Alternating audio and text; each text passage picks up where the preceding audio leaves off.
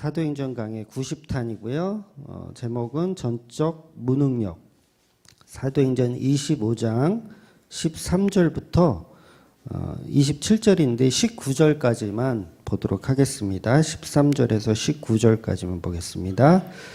수일 후에 아그리빠 왕과 베니게가 베스도에게 문안하러 가이사랴에 와서 여러 날을 있더니 베스도가 바울의 일로 왕에게 고하여 이르되 벨릭스가 한 사람을 구류하여 두었는데 내가 예루살렘에 있을 때에 유대인의 대제사장들과 장로들이 그를 고소하여 정죄하기를 청하기에 내가 대답하되 무릇 피고가 원고들 앞에서 고소 사건에 대하여 변명할 기회가 있기 전에 내주는 것은 로마 사람의 법이 아니라 하였노라.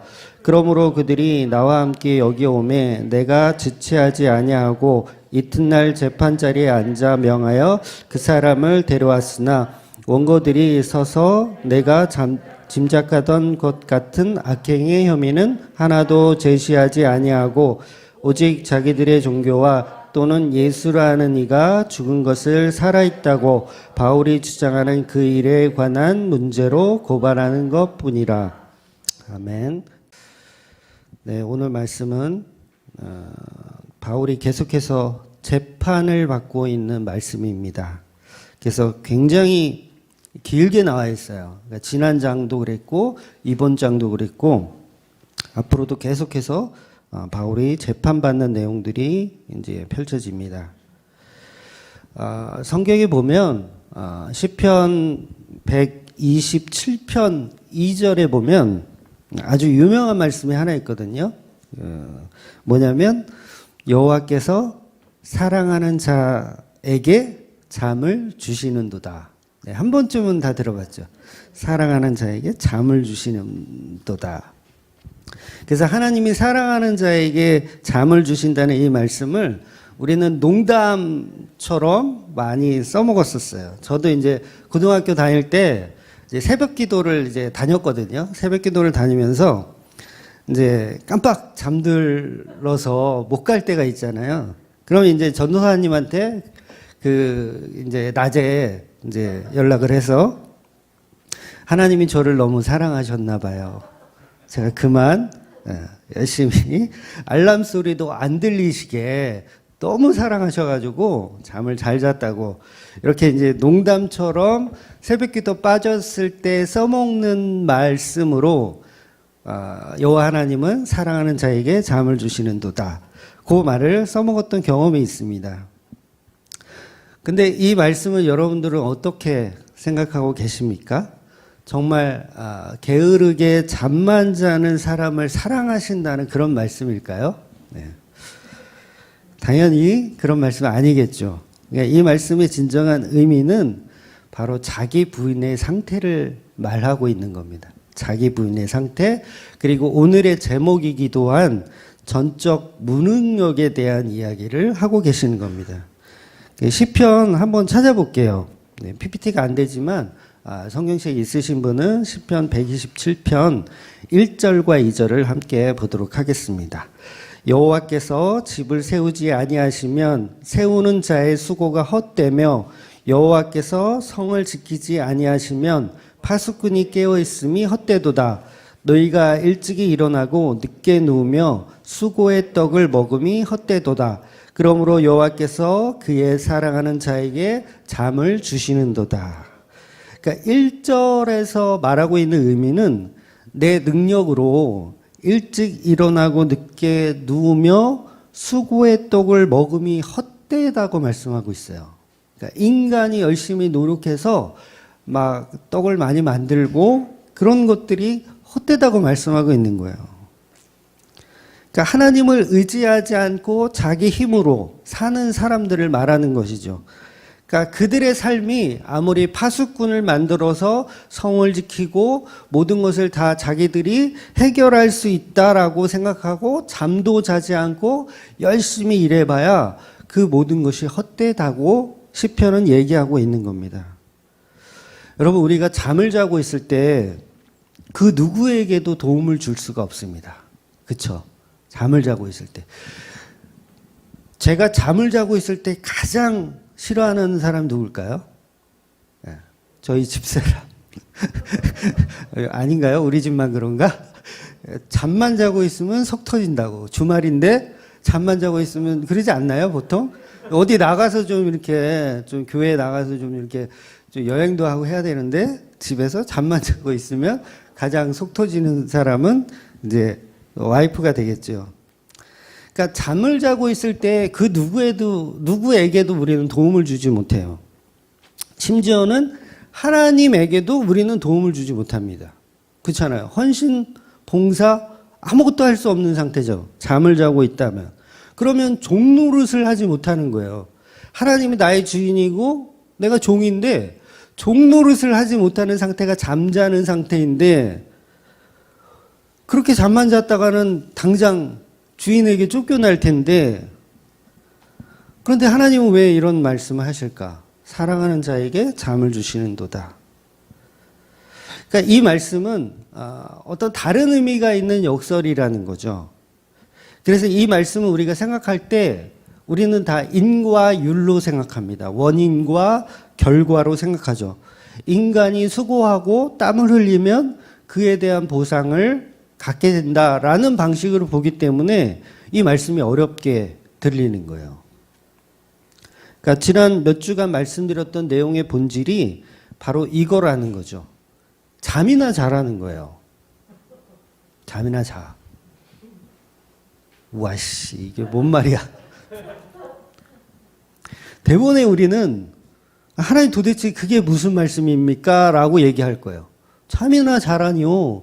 자는 자가 사랑받는 자라니요. 전도를 해야죠. 하나님 무슨 소리예요? 전도를 해야죠. 봉사를 해야죠. 교회 가서 예배를 드려야죠. 부활의 십자가를 계속 알려야죠. 그분이 살아나셨다고 외쳐야죠. 온 나라를 계속 확장시켜 나가야죠. 그리스도의 계절을 만들어 가야죠. 왜 잠을 자고 있으라고 하십니까? 우리는 이렇게 하나님께 대물을 거라는 거죠. 납득할 수 없어요. 왜? 우리는 인과율에 사로잡혀 살기 때문에 그래요. 어떤 초등학교 선생님이 보통 3학년 때쯤 아마 배운 텐데 수업 시간에 이제 포유류에 대한 설명을 하는 거예요. 포유류. 그걸 공부하는 겁니다. 어린아이들이. 근데 2학년 때도 이 포유류에 대해서 배웠어요. 그러니까 포유류는 젖을 먹으며 새끼를 키우는 동물이라고 배웠어요. 2학년 때는. 그래서 그거를 진리라고 딱 믿고 있었어. 그래서 사자나 고양이나 어떤 호랑이 같은 짐승들이 포유류라고 알고 있어요. 그리고 날아다니는 짐승들은 이제 알을 낳죠. 새들은 보통 알을 낳기 때문에 얘네들은 포유류가 아니고 조류라고 배웠어요.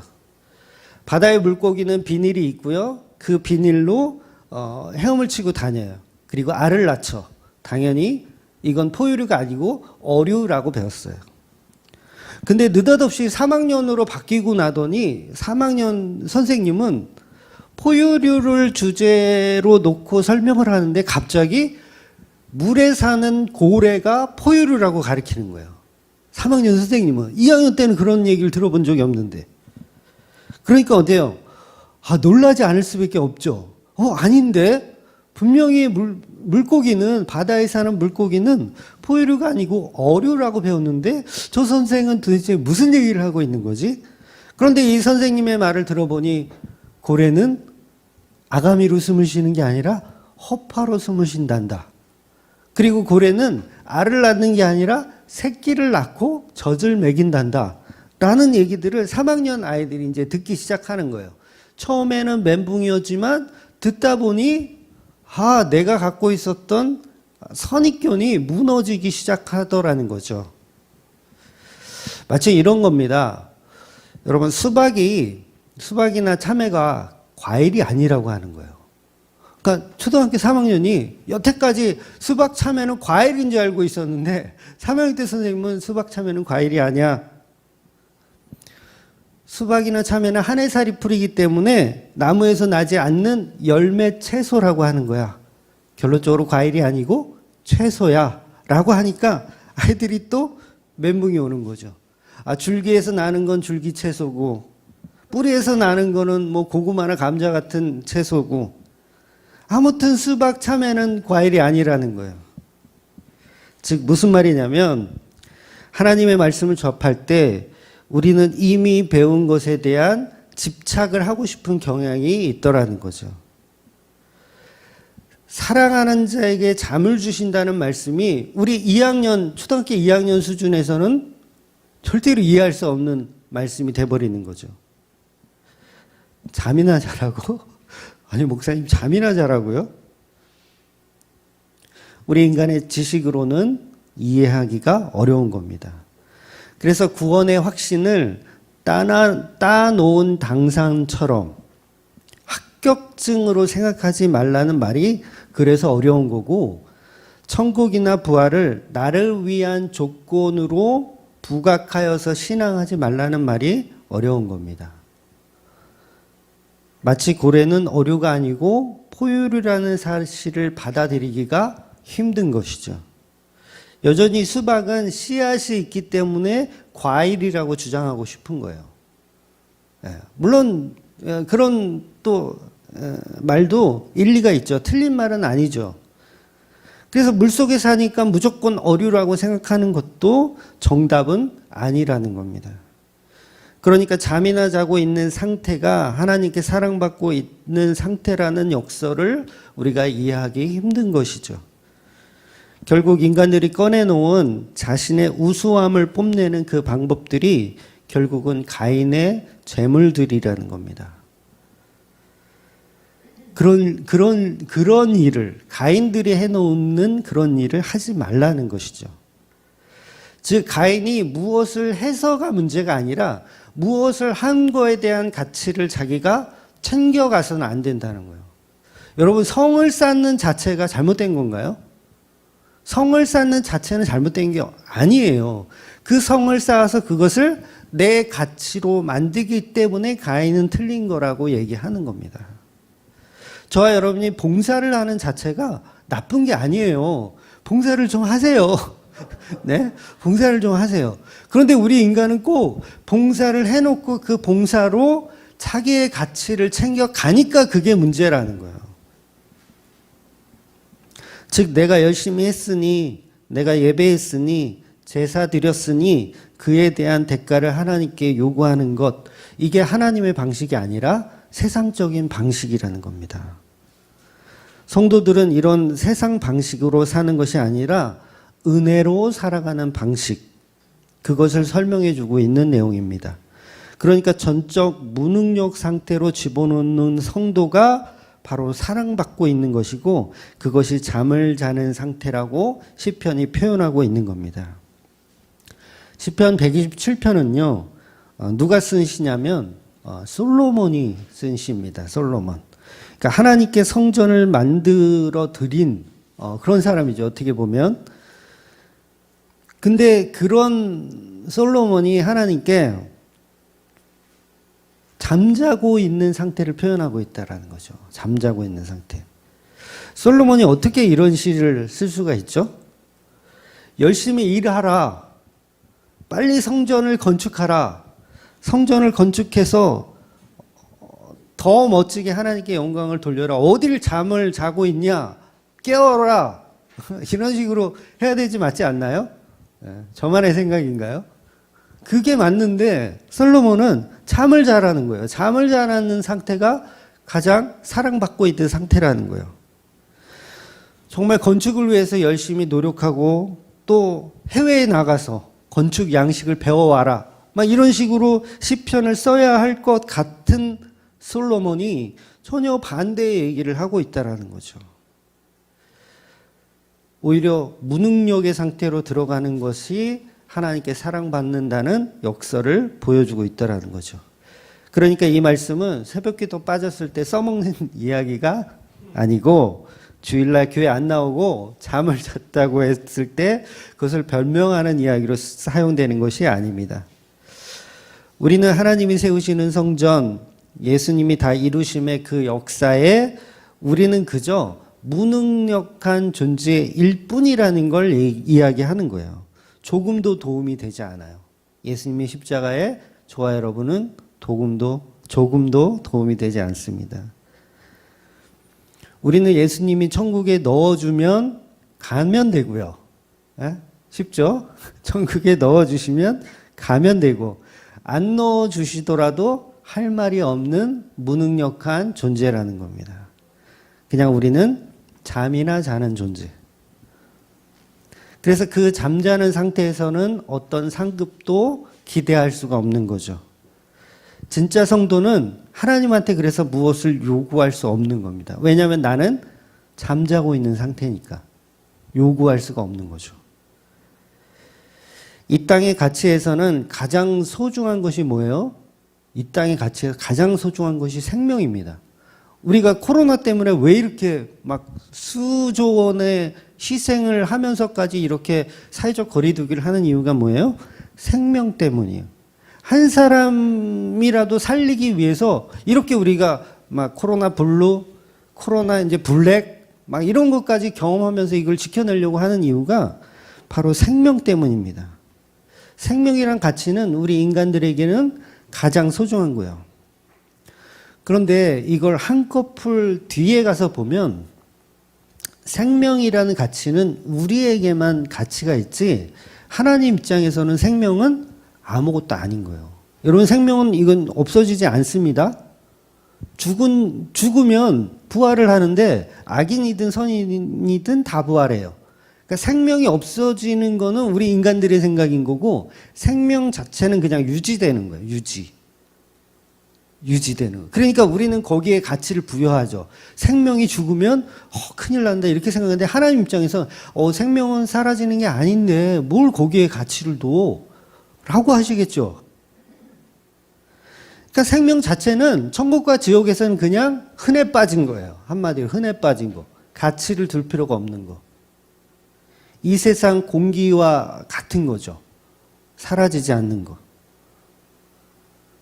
근데 천국에 갔어요, 우리가. 천국에 갔는데 하나님께 제 생명을 바치겠습니다. 이게 논리적으로 맞아요? 골 때린 거예요. 생명은 이미 사라지지 않는 존재로 창조해 놓았는데 내 생명을 바치겠습니다. 그런 거예요, 천국 가서. 그러니까 그게 뭐예요? 얼마나 가치 없는 거를 가치 있다라고 여기고 있는 거예요, 우리가.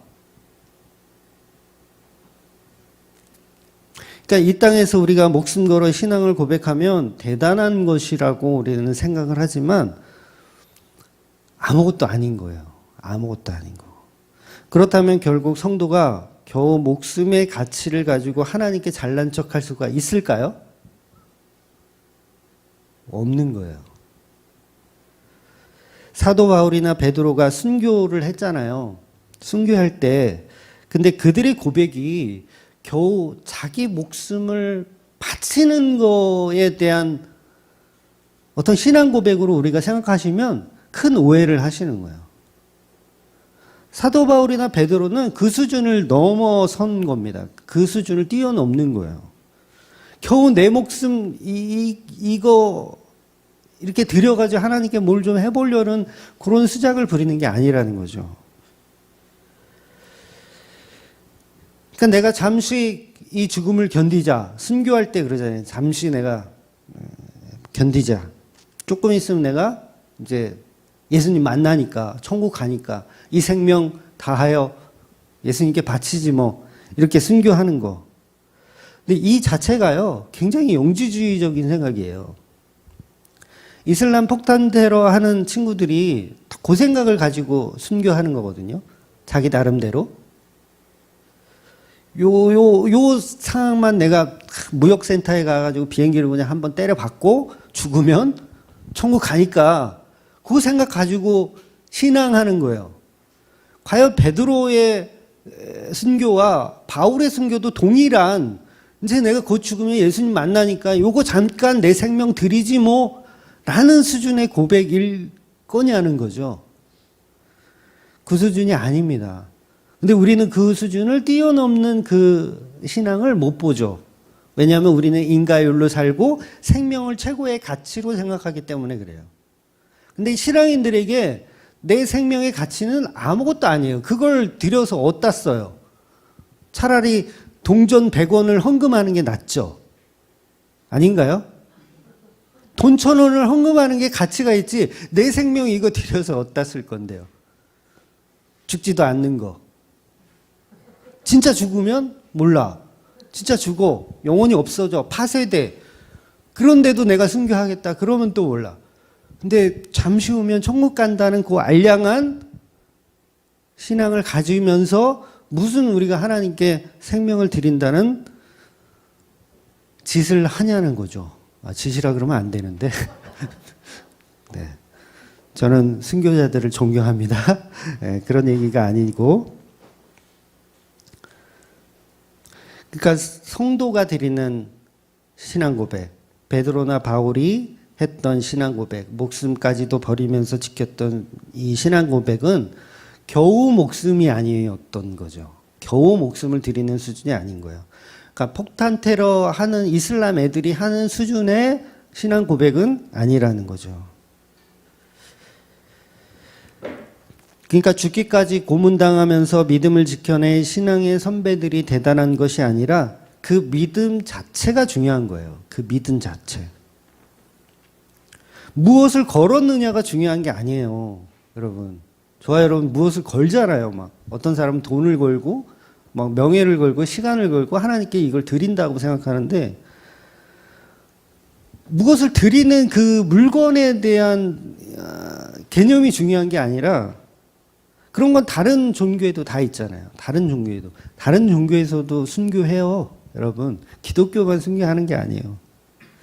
아마 모르긴 몰라도 지금 이만희를 위해서 순교할 사람 손들라 그러면은 꽤 많을걸요? 꽤 많을걸요? 네, 순교하겠다고 이렇게 자발적으로 나서는 사람들. 한 20만 명 중에 그래도 한 200명은 있지 않을까요? 물론 제 개인적인 생각이지만. 근데 그게 신앙이 아니라는 거예요. 진짜 성도들의 신앙은 이 세상이 말하는 종교적 열심하고 전혀 다릅니다.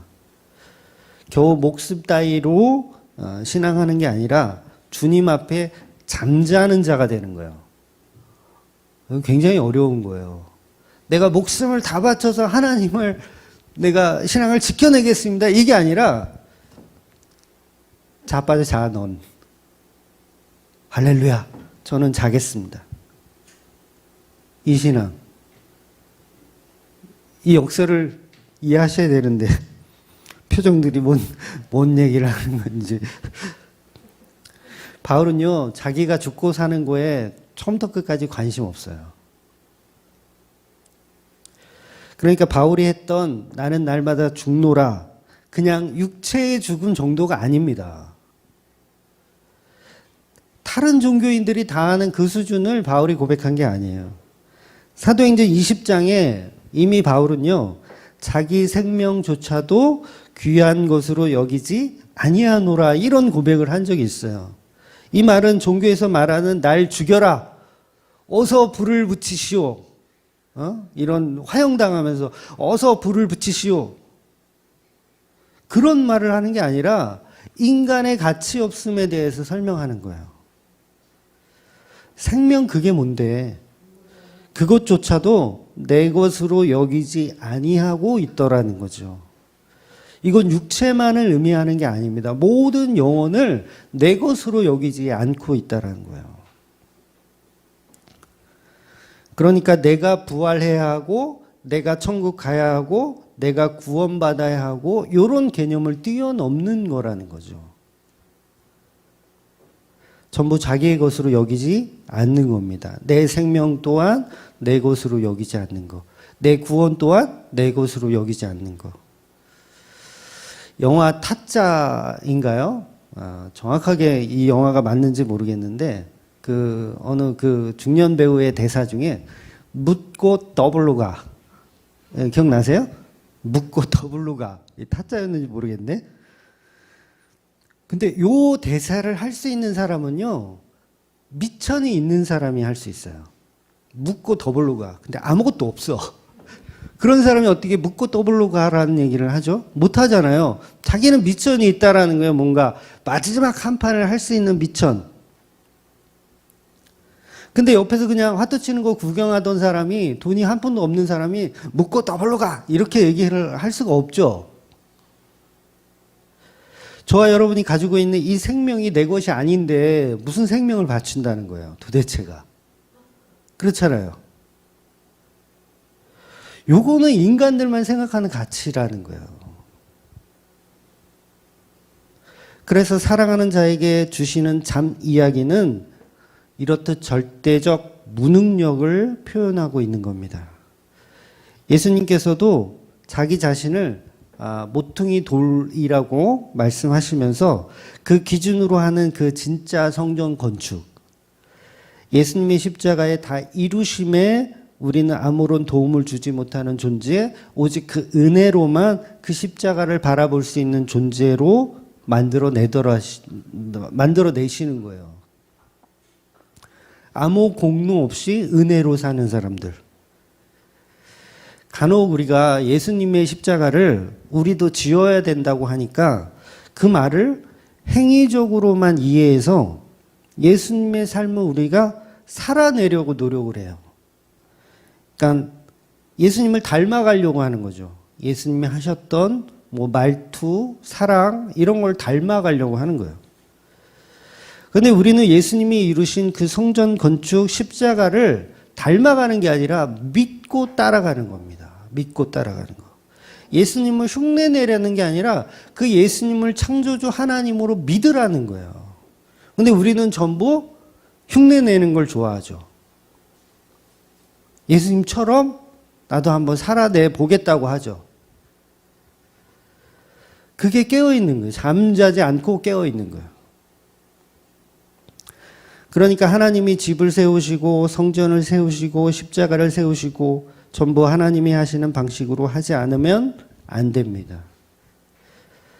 아무리 우리의 노력과 열심으로 집을 지어도 하나님이 건축해 주지 않으면 금방 무너져 내릴 바벨탑이라는 거죠.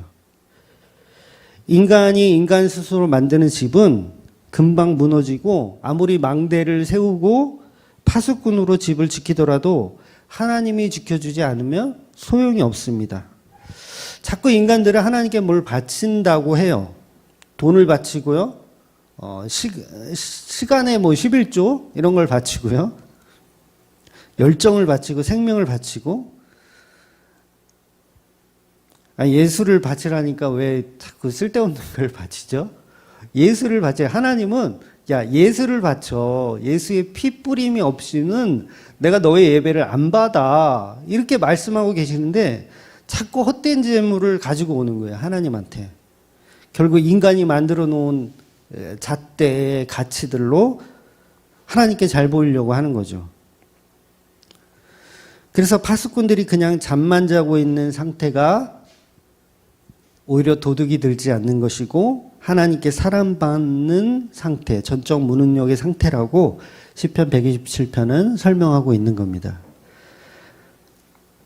여러분, 우리가 아기를 낳을 때, 이 시편 27편 밑에 보면 또 나오거든요. 우리가 아기를 낳을 때 그 아기를 결정할 수 있나요? 남자애든 여자애든 결정할 수 없어요. 그 이야기가 붙어 있어요. 전적 무능력의 상태를 이야기하는 거예요. 여러분이 태어나시고 싶어도 태어나셨어요? 나는 금천에 태어나야지. 1970 몇 년에 태어나야지. 잠자고 있는 상태라는 거죠. 저와 여러분은. 처음부터 그랬고 앞으로도 그럴 거고 마지막까지 그래야 한다는 거죠. 그러니까 나의 노력과 나의 의지를 믿고 사는 사람들은 하나님의 사랑을 받지 못하는 것이고 비록 아무것도 할 수 없는 무능력한 상태에서도 하나님이 함께 일하시면 그것을 믿는다면 그 삶이 바로 복된 삶이고 사랑받는 삶이라는 거예요. 하나님이 사랑하는 자의 상태가 바로 전적 무능력의 상태라는 겁니다.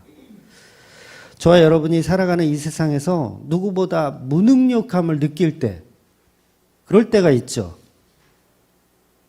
그때가 사랑받고 있는 거예요. 이게 성경이 말하는 역설입니다. 우리가 이 세상에서 철저히 무능력을 경험해야 그래야 하나님의 전지전능을 느껴요. 그래야 하나님을 의지하는 자로 사는 겁니다. 자식이 죽어가는데 아무것도 할 수 없음을 느껴본 적 있으세요? 저는 그런 경험이 있는데 좀 말씀드리기 좀 그렇고, 어떤 분들은 몹쓸 병에 걸려서 의사도 힘들다는 얘기를 해요. 좀 힘들겠습니다. 이런 이야기를 들어보셨어요? 좀 극단적인 표현이긴 하지만 그런 경험이 있으신 분들이 하나님이 사랑하고 있는 겁니다. 다시 말해서 하나님이 사랑하는 사람에게 전적 무능력의 자리로 밀어 넣으시더라는 거예요. 그것이 바로 잠자는 상태이고, 그 상태를 경험하는 자들이 바로 성도입니다. 그래서 오히려 전적 무능력의 상태로 들어가는 것이 진정한 복이라고 성경은 이야기하고 있는 거예요. 물론 그런 경험이 없다고 해서 나는 하나님이 안 사랑하시나? 이렇게 생각할 필요는 없으세요. 왜냐하면 인생은 아직 끝난 게 아닙니다. 전적 무능력의 상태로 반드시 누구나 한 번 이상은 다 들어가게 돼 있어요. 왜냐하면 우리는 지금 건강하지만 언젠가는 흙으로 돌아갈 때가 옵니다. 분명히 여러분은 여러분 손으로 밥숟가락 떠먹지도 못하는 때가 와요. 누구나 다 옵니다. 아무리 지금 건강하고 막 이래도 반드시 한 번은 그걸 경험하게끔 하나님이 그렇게 만들어 가세요. 그러니까 목사님, 저는 망한 적도 없고요. 아픈 적도 없고요. 저는 하나님이 사랑 안 하시는 건가요? 라고 따질 필요가 없어요. 곧 옵니다. 곧 옵니다. 걱정하지 마세요. 반드시 인간은 한 번쯤은 죽음 앞에 경험하게 돼 있어요. 악담을 하는 게 아니라 인간은 다 죽음을 직면하면서 하나님을 의지할 수밖에 없는 존재로 창조된 겁니다. 그래서 누구에게는 조금 그게 일찍 올 뿐이고, 어떤 사람은 그게 늦게 올 뿐이에요. 그 차이가 있는 거예요. 그런데 믿는 사람들은 이런 전적 무능력의 상태에서 은혜로 견디고 은혜로 생각하지만, 믿지 않는 사람들은 그걸 저주라고 생각하는 거죠. 저주. 그래서 이를 갈며 지옥으로 끌려가는 거죠. 이를 갈며. 오늘 본문에서 바울은요, 등장조차 하지 않아요. 등장조차 하지 않아요. 그리고 복음과 전혀 상관없는 사람들이 아그리빠 왕, 그다음에 버니게라는 여자와 베스도 총독이 바울을 어떻게 재판할지를 서로 의논하고 서로 상의하고 묻고 답하고 자기들끼리 이렇게 북치고 장구치고 합니다. 바울은 뭘 하고 있어요? 그저 감옥에서 그냥 하나님의 일하심의 때를 기다리고 있어요. 전적 무능력의 상태로 그냥 있는 겁니다. 주어진 환경에서 그냥 살고 있어요. 한마디로 지금 바울이 할 수 있는 것은 로마에 가기 전에 잘 먹고, 잘 운동하고, 건강한 육체와 정신을 유지하는 것밖에 없어요. 바울이 할 수 있는 게 전혀 없습니다. 이것이 바로 바울이 바울을 사랑하고 있는 상태라는 것입니다. 아니면 바울이 초조하겠죠. 빨리 로마에 가야 하는데, 2년씩 내가 여기서 갇혀있네. 이런 젠장. 하나님 어떻게 되신 거예요? 나 일하고 싶다고요. 이런 게 아니라 그냥 그 자리에서 하나님의 일하심을 기다리고 있는 거예요. 기다리고 있는 거. 그러니까 불평불만을 할 필요가 없어요. 바울은. 그냥 잠을 자고 있는 상태나 마찬가지인 거죠. 그래서 꼭 제자들이 잠자는 이야기가 가끔씩 성경에 등장해요. 베드로도 감옥에서 잠자다가 천사가 와서 그냥 발을 한 대 옆구리를 걷어차니까 그때 일어나는 건데, 이게 베드로를 모욕하려고 성경이 그런 이야기를 기록한 게 아니라 하나님이 베드로를 얼마나 사랑하고 있는지를 표현하고 있는 거예요. 이제 27장에 가면 바울이 로마로 가는 배에서 이제 유로굴라라고 하는 광풍을 만나서 이제 배가 파손돼서 망가집니다. 근데 사람은 죽지 않을 것이라는 걸 바울은 알고 있어요. 믿고 있어요. 하나님이 알려주셨어요. 예수님이 알려주셨어요. 바로 그것을 믿고 있는 상태, 아무도 다치지 않을 거라는 걸 알고 있는 그 상태가 잠을 자고 있는 상태라는 겁니다. 그러니까 전적 무능력의 상태에서 하나님의 말씀만 믿고 있는 그 상태, 바로 이 말씀이 시편 127편의 말씀의 뜻입니다. 이것이 바로 하나님은 사랑하는 자에게 잠을 주시는도다라는 말씀의 의미인 거예요. 그리고 예수님도 이와 동일한 말씀 하신 적이 있어요. 그러니까 공간복음서 세 군데에 다 나오는 이야기인데 무슨 말씀이냐면 너희가 어린아이와 같지 아니하면 결탄코 이게 중요해요. 결탄코 천국에 들어가지 못하리라. 이 말씀이요. 이해가 안 되죠. 보통은 이 말씀은 어린아이와 같은 신앙을 가져야 된다 그러면 보통은 그냥 순수하고 막 해맑고 욕심 없고 막 정직하고 막 이런 의미로 생각하는데 다 틀려요. 다 틀렸습니다. 그런 해석은 다 틀린 거예요. 바로 전적 무능력의 상태를 이야기하는 거예요. 마치 사랑하는 자에게 잠을 주시는 것처럼 우린 어린아이와 같이 전적 무능력의 상태에 있는 거예요. 그런 자들이 천국 간다고요. 이해가 되시죠? 어린아이는 부모가 돌봐주지 않으면 살 수 없는 존재. 하나님이 천국에 넣어주지 않으면 못 가는 존재. 자기 힘으로 천국을 노리는 사람들 많죠. 자기 힘으로 천국을 노려요. 보통 이제 행위주의자들은 다 그걸 노리죠. 그들이 어린아이가 아니고 어른인 거예요. 자기 힘으로 뭘 할 수 있다라고 생각하는 어른들. 그런 사람들은 결탄코 천국에 갈 수 없다는 얘기예요. 그들은 자기 방식으로 종교를 만들기도 하고요.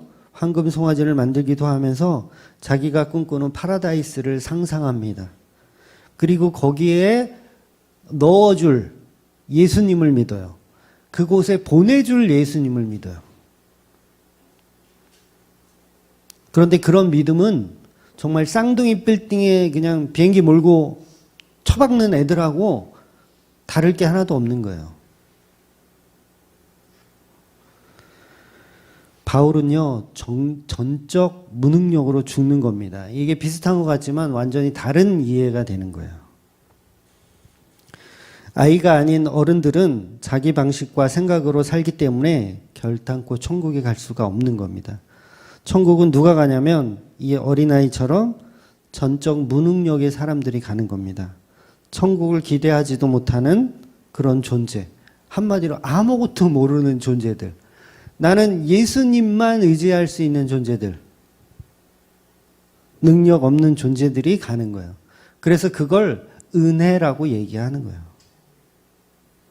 자기는 능력이 없으니 예수님만 의지하고 예수님만 주님이시라고 고백하는 자들에게 뜻밖의 어떤 선물이 주어지는데 그 선물이 바로 예수 그리스도라는 거죠. 뜻밖의 선물입니다. 내가 목적하고 계획하고 준비해서 얻어내는 게 아니라 뜻밖의 선물. 처음 보는 사람이 길을 가고 있는데 갑자기 아이폰을 줘. 이 뜻밖의 선물. 요게 구원이라는 거예요. 요게 예수 그리스도고요. 그런데 우리가 예상하죠. 루트를 예상해. 어느 길로 가고 어디로 가면 아이폰 주는 인간이 이때더라. 그 길을 몇 분에 가야 되는지 공략해. 막 성경 공부하면서 막 우리 성경 공부합시다. 어디로 어떻게 가면 구원의 길이 있으니까 우리 그 길로 갑시다. 이렇게 준비해가지고 막 구원을 이렇게 막 노리는 사람들. 저와 여러분이에요. 또 아닌 것처럼 그래요. 그러니까 생일인데 생일 선물 안 주냐고 이 행패 부리는 거하고 뭐가 달라요? 전혀 기대하지 않았는데 선물이 딱 주어지는 거, 이걸 구원이라고 얘기하는 겁니다. 다시 말해서 날마다 십자가를 통한 자기 부인으로 살아가는 사람들이 바로 천국에 가는 성도라는 거죠. 자기 부인이 뭐죠? 나는 상급받을 가치 없어요. 천국 갈 능력도 없어요. 그런데 예수님이 너무 좋아요. 예수님이 너무 사랑해요. 마치 아이가 저는 다른 건 필요 없고 나는 아빠 엄마만 있으면 돼. 막 이런 어린아이와 같은 전적 무능력의 의지, 이런 게 저와 여러분에게 있냐고요. 그냥 어떻게든지 예수님을 그냥 앉혀놓고 그냥 주여 3번 외쳐가지고 뭔가를 얻어내려고만 했었지.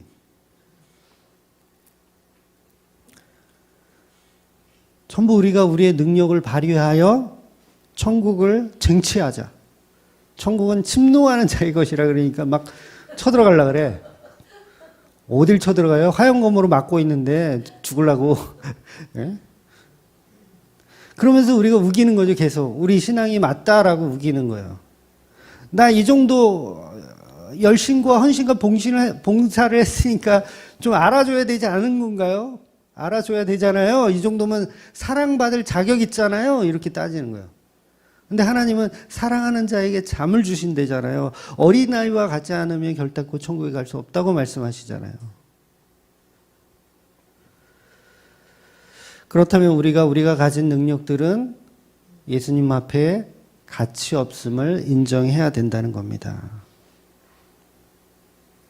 그래서 저와 여러분은요, 우리의 능력으로 사시는 게 아니에요. 만약 우리의 능력으로 살면 저도 교회 개척을 안 했어요.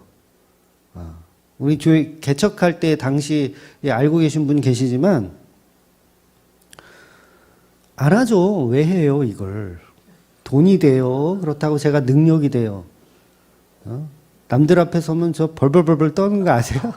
벌벌벌 떨어요. 초등학교 3학년 때 책 읽으라 그러면은 보통 이제 뭐 몇 페이지 읽을 사람 그러면 애들이 막 쩌저러 그러잖아요. 저는 구석에서 이렇게 가만히 있는 스타일이었어요. 막 이렇게 나서고 이런 스타일이 아니었어요. 근데 한 번은 걸렸어.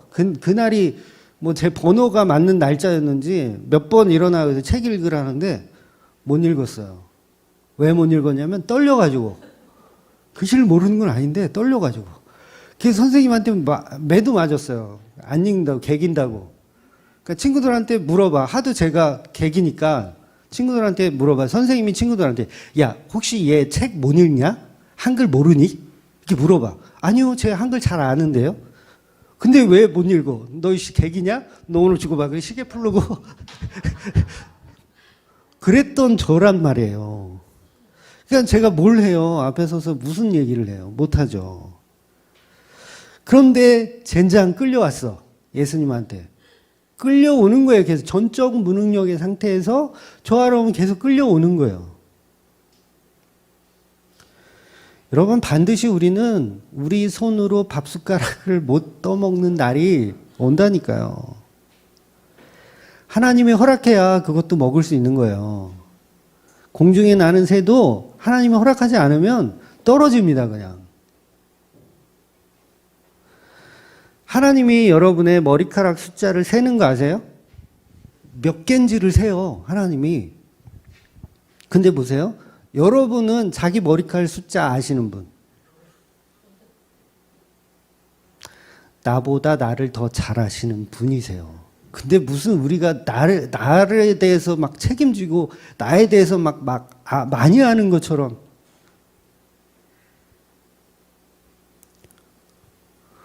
얼마나 웃겨요. 내 머리카락인데 몇 개인지를 내가 몰라. 골 때린 창조예요, 이건. 창조 자체가 되게 희한하게 창조해 넣으셨어. 내 머리카락인지 몇 개인지를 내가 모르게 창조해 넣으셨어요. 뭐예요? 자기 가치 없음을 계속 창조 속에도 심어 놓으신 거예요. 근데 머리카락 몇 개인지도 모르는 것들이 막 잘났다고 하나님 앞에 저는 많이 알아요. 막 이러고 있잖아요. 제 이제 절친 중에 전에도 한번 말씀드린 것 같은데 완전 불알 친구, 절친 중에 39살에 파킨슨병으로 죽은 친구가 있어요. 39살 때. 그러니까 얼마 전까지만 해도, 죽기 전까지만 해도 계속 문병을 갔었거든요. 근데 죽기 전에 밥숟가락을 자기 입에다 집어넣지를 못해요. 39살밖에 안 됐는데. 그냥 저와 여러분은 자기 무능력을 인정하셔야 되는 거예요. 이게 다 하나님의 은혜라는 걸 우리는 계속 놓치고 있죠. 가인들처럼 그냥 자기 능력을 뽐내기에 바빠요. 성을 쌓고 무기를 만들고 자기들은 즐겁다고 거기서 악기를 만들고 서로 기뻐하며 뛰며 춤추며 우리는 이만하면 됐다고 하나님 없이도 잘 살 수 있다라고 생각하는 거죠. 결국 다 망합니다. 결국 다 망합니다. 성도는 이 모든 것을 하나님의 능력으로 하나님의 은혜로 사는 사람들입니다. 그렇기 때문에 성도는 날마다 자기 부인이 일어나고 예수님만 믿고 살 수밖에 없는 존재로 만들어지는 거예요. 바울은요, 신학적으로 굉장히 위대한 사람이에요. 신학적으로. 우리가 기독교를 떠나서 기독교 밖에서 보는 시각으로 보더라도 이 바울은 종교나 철학에서도 굉장한 위대한 인물로 생각을 합니다. 그래서 심지어는 기독교의 창시자가 예수가 아니고 사도 바울이다라고 주장하는 사람도 있어요. 그 말이 틀린 말이 아니에요. 사실은 맞아요. 그러니까 이 기독교 밖에서 보면 사도 바울이 창시한 거나 마찬가지입니다. 기독교에서 바울을 빼놓고 말할 수가 없죠. 기독교는 바울을 빼놓고서 말할 수가 없어요. 그런데 그런 바울이 고린도 전후서에서 뭐라고 하냐면 나는 만삭되지도 못한 인간이라고 얘기해요. 그 대단한 바울도 날마다 전적 무능력을 계속 고백하더라는 거예요. 그런데 어떻게 우리가 예수 없는 세상을 꿈꾸며 우리 자신이 하나님이 되어서 우리 잘난 맛에 살아갈 수 있습니까? 그럴 수가 없는 거죠. 고린도전서 15장 10절 한번 볼게요. 시작.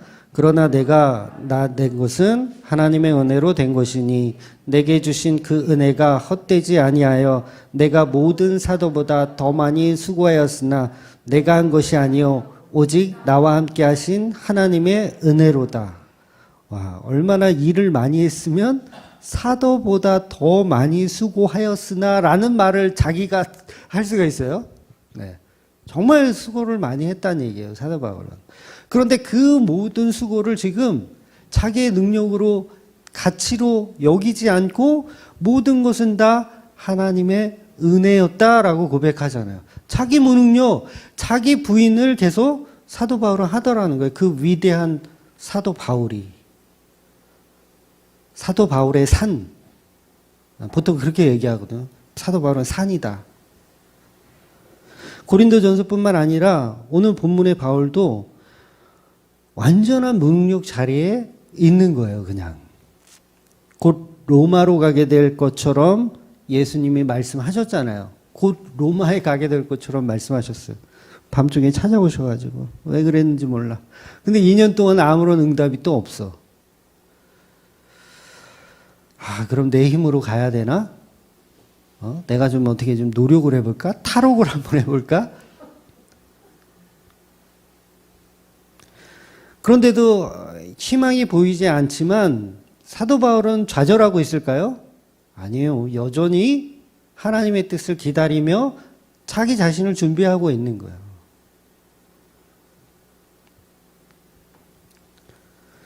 그래서 지금 오늘의 본문도 아그리빠 왕과 베스도의 결정대로 바울은 그냥 따를 뿐이에요. 어떤 결정이 내려지든 그냥 따를 뿐이에요. 그러니까 바울이 예수님 저 로마로 가야 된다니까요. 로마로 가라고 했잖아요. 가야 된다니까요. 지금 뭐 하고 있어요? 빨리빨리 해결을 안 해주시고. 근데 예수님은 야 조용히 해. 좀 더 자고 있어. 더 자고 있어. 이렇게 얘기하는 거예요. 우리가 흔히 하나님 돈 좀 많이 벌게 해주세요. 솔직하게 제가 이 돈 많이 벌면 선교하는 데 쓸게요. 교회 세우는 데 쓸게요. 이런 생각들을 엄청 많이 했었죠. 아닌가요? 저만 그랬나요? 저는 고등학교 3학년 때 10억 달라고 기도했던 사람이에요. 오살리기도원에서 금식하면서 하나님 10억만 주십시오. 내가 교회 하나 세워가지고 진짜 듣도 보도 못한 기독교의 그 종교개혁을 일으키면서 하여튼 뭔가 해내겠습니다. 10억만, 더도 말고 덜도 말고 10억만.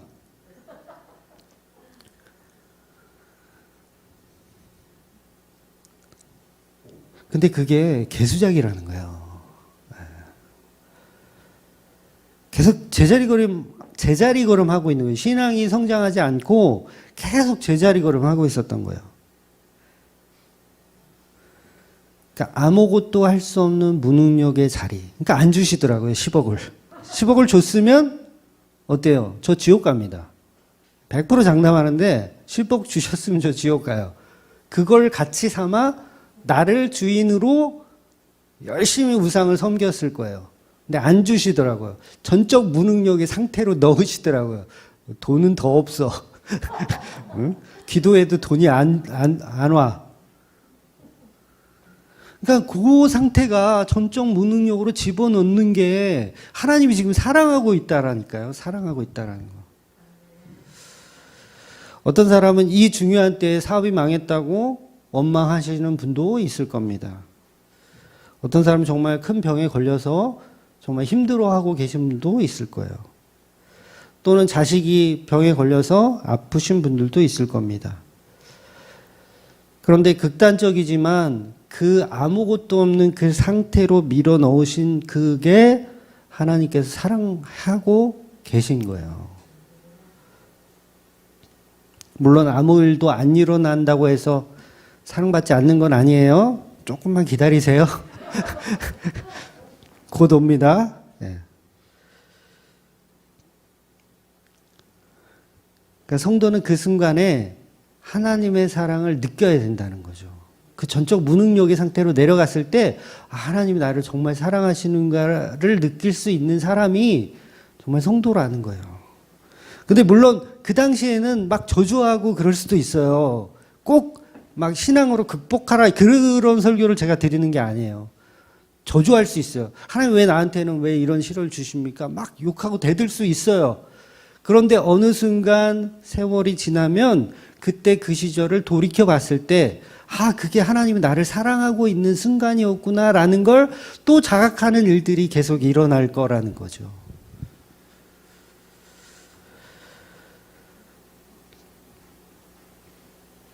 그래서 우리는 불신자와 성도는 다른 겁니다. 그래서 제 친구는 죽는 순간까지 밥 숟가락 못 떠먹는 순간까지 하나님을 저주하면서 죽더라고요. 끝까지 하나님을 저주하면서 죽더라는 거예요. 그런데 성도는 그 자체를 하나님의 은혜로 생각할 수 있더라는 거죠. 우리가 왜 사랑을 느끼면서 전적 무능력의 상태로 죽냐면 예수님이 부활의 첫 열매가 되셨기 때문입니다. 그 십자가의 은혜 받은 성도는 더 이상 죽음 이상의 것을 바라보는 사람이기 때문에 그래요. 제가 서론에서 말씀드렸죠. 죽음은 아무것도 아니에요. 죽음은 인간들끼리만 가치가 있지 하나님이 보실 땐 그 가치는 아무것도 아닌 거예요. 그래서 설령 나의 생명이 보장되지 않을지라도 상관없는 거예요. 예수님을 사랑하는 자들에겐. 그러니까 성도는 내 힘을 의지하지 않고 예수님의 은혜만 간구하는 상태가 바로 사랑받는 자들이고 바로 잠을 자는 상태. 그 잠자는 상태에서 하나님을 원망하지도 않고 견디게 하시는 분이 바로 우리 주 예수 그리스도라는 겁니다. 여러분 인생에서 그 잠을 경험하셨다면 여러분은 하나님께 사랑받은 자입니다.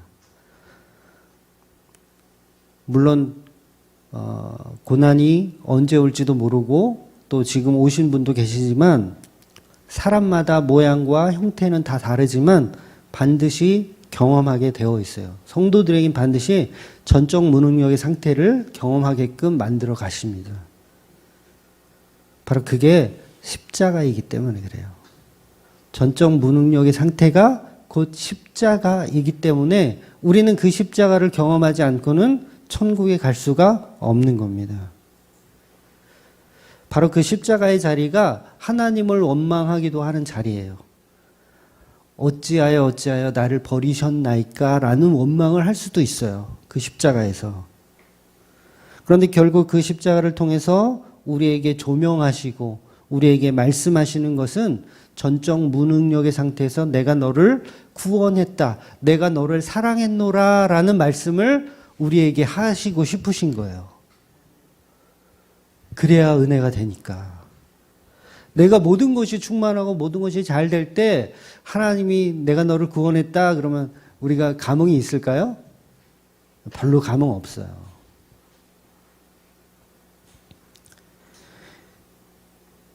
그래서 그 십자가의 은혜를 바로 한 성도들은 이제는 그 예수님이 내게 그냥 스쳐 지나가는 그냥 한 존재일지라도, 그러니까 수억 명의 피조물 중에 하나잖아요, 우리는. 수억 명의 피조물 중에 하나일지라도 그 예수님의 말씀 한 구절 들은 것, 그 예수님의 사랑 한 번 느낀 것만으로도 우리는 충분합니다라는 고백을 할 수 있는 사람들이 성도라는 거예요.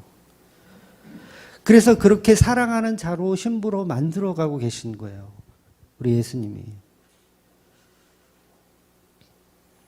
막말로 내가 몹쓸병에 걸려가지고 힘들게 살다가 예수님만 의지하는 자로 살다가 예수님 만나러 가면 그게 저주입니까? 그게 왜 저주예요? 그건 저주가 아니고 복입니다. 그러니 야곱같이 자기 멋대로 살아가는 놈을 환도뼈를 부러뜨리는 것이 하나님의 사랑이라는 거예요. 하나님만 의지하는 자로 만들어내는 거죠. 즉 하나님의 방식으로 하나님이 사랑하는 자로 만들어내는 것. 이게 성도를 사랑하는 방식이에요. 굉장히 역설이죠. 어떤 종교에서도 이렇게 가르치지 않아요. 기독교만 이렇게 이야기합니다. 기독교만. 마치 세상처럼 마귀는 그러잖아요. 세상에 복을 준다. 수십억 줄게. 한 번만 절해봐, 나한테. 한 번만 절하면 내가 이 세상 다 줄게. 뭐, 요게 마귀 스타일.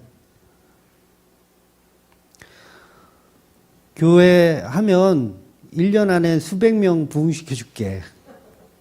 수천 명 만들어 줄게. 근데 맨날 똑같아, 인원이. 2014년도나 지금이나 별로 이렇게 늘어나고 한 것도 없어. 무슨 소양강 댐도 아니고 왜 이렇게 빠져나가? 예? 가둘만 하면 빠져나가고, 이제는 뭐 그런가 보다 합니다. 그냥 좋은 목사님 만나시기를 바랄 뿐입니다. 그러니까 하나님이 성도를 사랑하는 방식은 세상 부귀영화를 다 주는 방식이 아니에요. 네, 그건 사탄이 주는 겁니다. 하나님이 주시는 사랑 방식은 잠을 주시더라는 거예요. 잠. 그렇다고 주일날 예배 안 나오고 잠만 자라는 얘기 아니에요. 완전한 무능력의 상태로 경험케 하시더라는 거죠.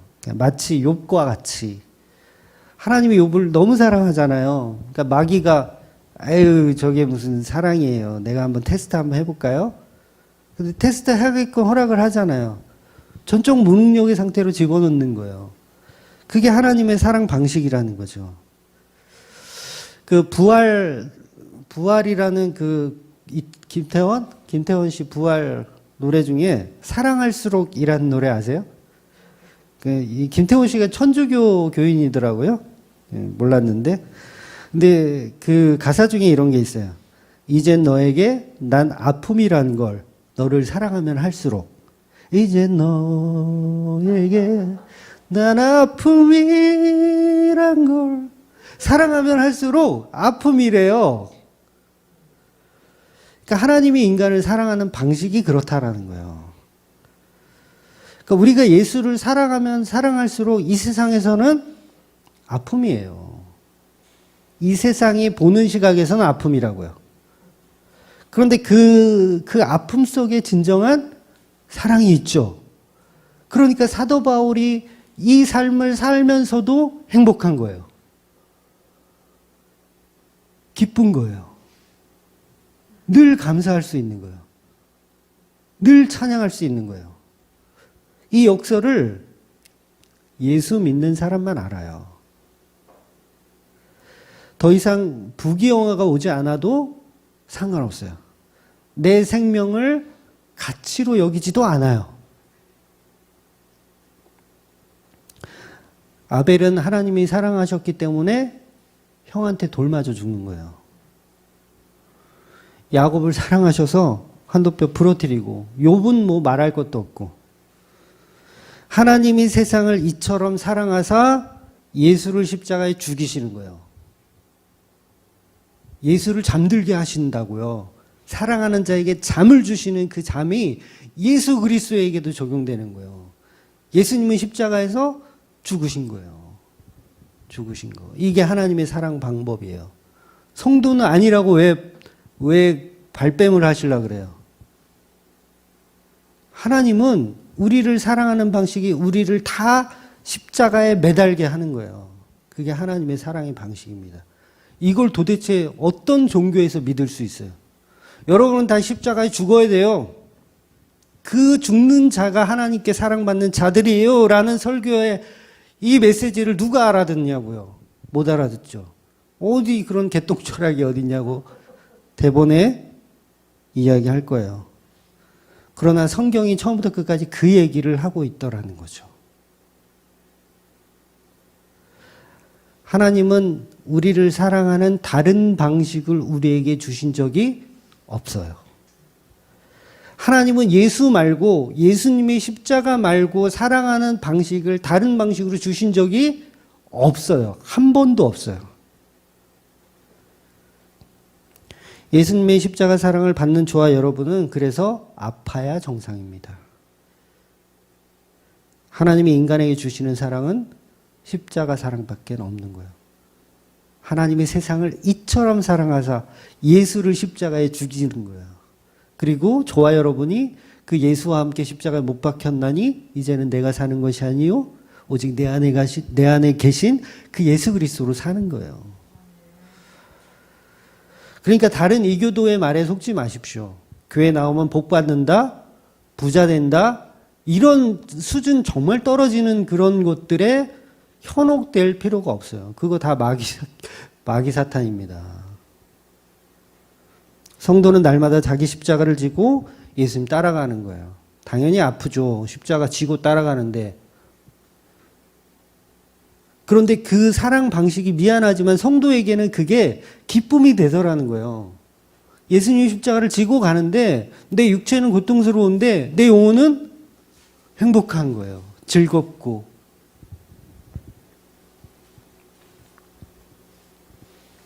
다른 방식은, 십자가 말고 다른 방식은 다 속임수입니다. 그래서 저와 여러분은 전적 무능력을 다른 말로 하면 예수 그리스도의 십자가예요. 십자가를 지게 만드는 거예요.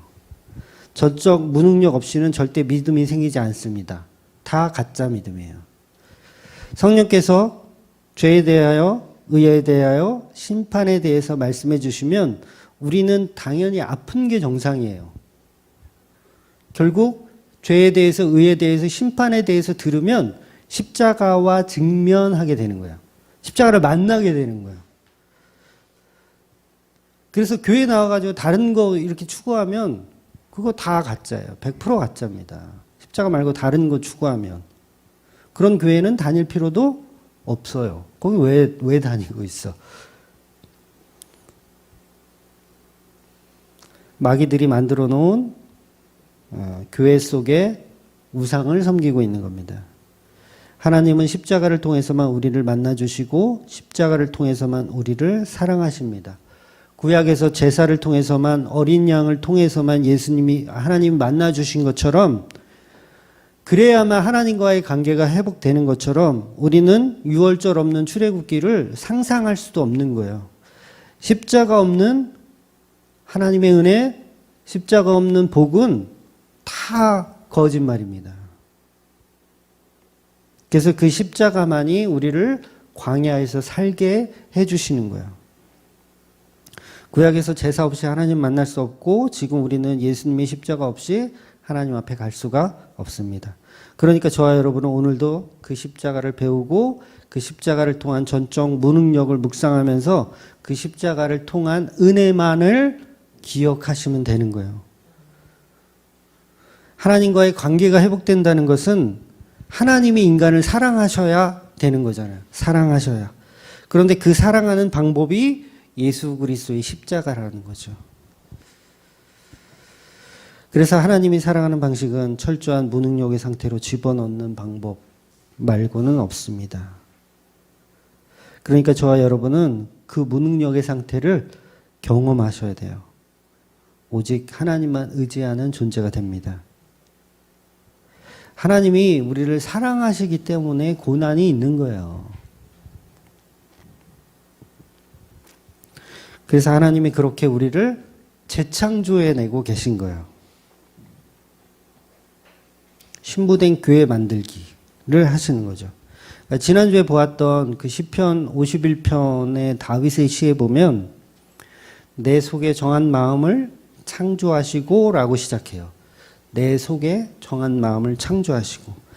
그러니까 이 다윗은 전적 무능력의 상태로 들어간 거거든요. 그래서 하나님을 사랑하게 되는 내용인 거예요. 이 시편 51편은.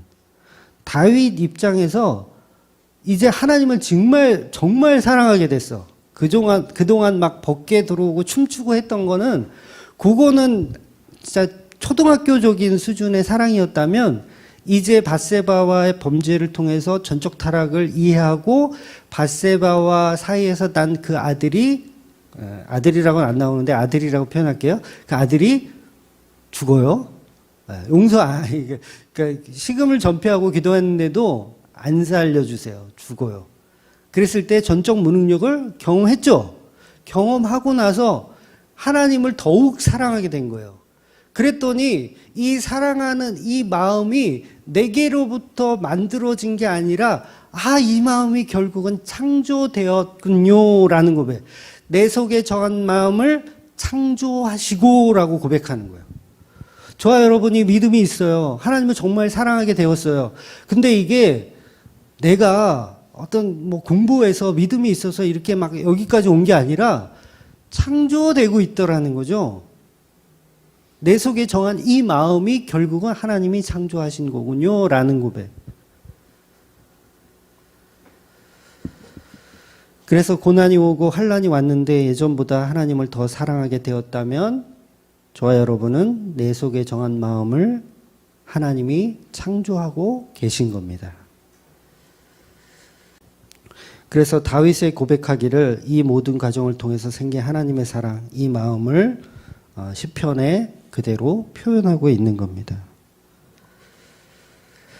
저와 여러분이 전적 무능력의 자리에서 하나님만 의지하는 상태로 갔다면, 그래서 하나님을 더욱 사랑하게 되었다면, 계속해서 우리는 창조되는 은혜에 있다라는 것을 기억하시면 됩니다. 지금 바울이 계속해서 재판받는데 2년 동안 감옥에 있습니다. 물론 일반적인 감옥은 아닌 것 같아요. 이렇게 면회도 마음대로 할 수 있고요. 이렇게 비교적 말씀도 보고 이렇게 할 수 있는 자유로운 시간이었지만, 어쨌든 감옥은 감옥입니다. 전적 무능력의 상태에 있는 거예요. 그래서 십자가만이 전적 무능력의 끝판왕입니다. 예수님께서도 그 전적 무능력의 상태로 십자가를 지신 거예요. 절대 여러분, 예수님이 내가 이거 조금만 견디면 나 이제 부활할 거니까 이제 한번 눈 딱 감고 내가 죽지, 이런 마음으로 죽으신 게 아니라니까요. 완전한 무능력. 내가 신인데, 내가 하나님의 아들인데, 신인데, 나 십자가에서 이거 아무것도 할 수 없구나. 아무것도 해서는 안 되는구나. 이 전적 무능력의 상태로 내려가신 거예요, 예수님은. 그래서 부활까지도 예수님의 힘으로 부활하시는 게 아니라 성부 하나님의 능력으로 부활하게 하시는 그런 개념으로 성경이 계속 표현하고 있는 거예요. 그러니까 전적 무능력의 상태에 잠자는 자는 예수 그리스도. 그분이 첫 열매인 거예요, 우리들의. 그럼 우리도 전적 무능력을 상태로 가는 거죠. 그 십자가를 통해서.